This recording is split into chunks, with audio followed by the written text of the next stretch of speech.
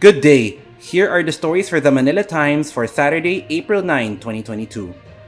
Survey frontrunner Ferdinand Bongbong Marcos Jr. could garner over 36 million votes after he maintained his lead in the presidential race, Pulse Asia said. Pulse Asia's survey, which was released last Wednesday, showed Marcos comfortably on top with a 56% voter preference. In an interview on the SMNI network, Pulse Asia Research Director Ana Tabunda said if Marcos's 56% were converted into votes, it would be equivalent to about 36.5 million of the 65 million voting population. Tabunada said it was the first time a presidential candidate has consistently maintained a 50-plus edge in the voter preference surveys. President Rodrigo Duterte said he was trying to replenish the intelligence funds that were used up by the government's COVID-19 response programs. Duterte, whose 6-year term ends in June, had access to 4.5 billion pesos worth of intelligence funds. He said part of the funds, the amount of which he did not disclose, were used to prop up the tight budget of the military and the police.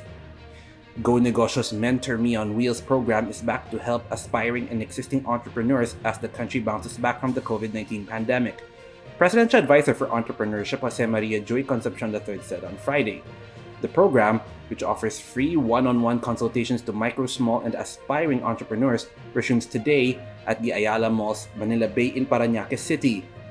Over 1,000 small entrepreneurs are expected to sign up for one-on-one mentoring with experienced business owners and industry leaders and get a chance to go home with cash prizes to invest in their small businesses. The United Nations suspended Russia from the Human Rights Council on Thursday as US President Joe Biden called the atrocities continuing to emerge in Ukraine an outrage to humanity. The diplomatic rebuke came as the G7, the European Union, and Washington further tightened the economic screws on Moscow, spurred by the horrific images emerging in recent days from the now infamous towns like Bucha and Mariupol. Presidential candidate and Vice President Maria Leonor Leni Robredo is keen on declaring an education crisis if elected in the May 9 elections to immediately address concerns of the sector. She said this during the first part of the Coordinating Council of Private Educational Associations of the Philippines, the Education President interview series on Friday at the University of Pangasinan. The Armed Forces of the Philippines and the United States military have concluded on Friday the largest iteration of the Philippine-led annual Balikatan exercises that took place across Luzon. Balikatan, the Filipino word for shoulder to shoulder, is a long-standing bilateral exercise highlighting the deep-rooted partnership between the Philippines and the United States. Nearly 9,000 members of the AFP and the US military gathered to celebrate the successful completion of Balikatan 2022, which is the 37th iteration of the annual bilateral exercise that started on March 28.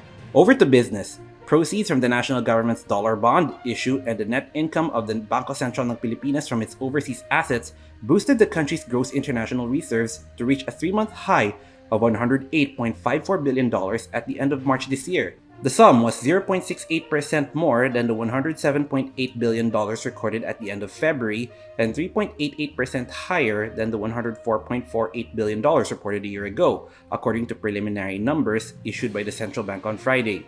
The amount at the end of March this year was the highest since December 2021, when it hit $108.79 billion.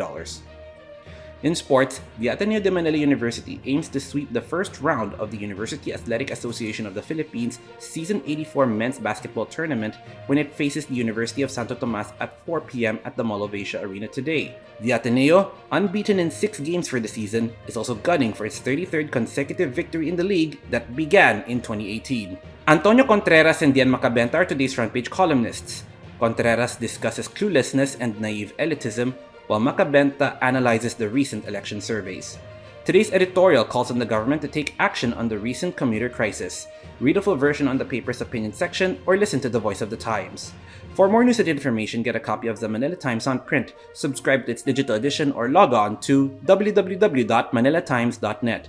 Follow us on Twitter, Facebook, or Instagram, and keep up with the Times. On behalf of the Manila Times, this is Arik John Seco reporting. Have a safe weekend ahead.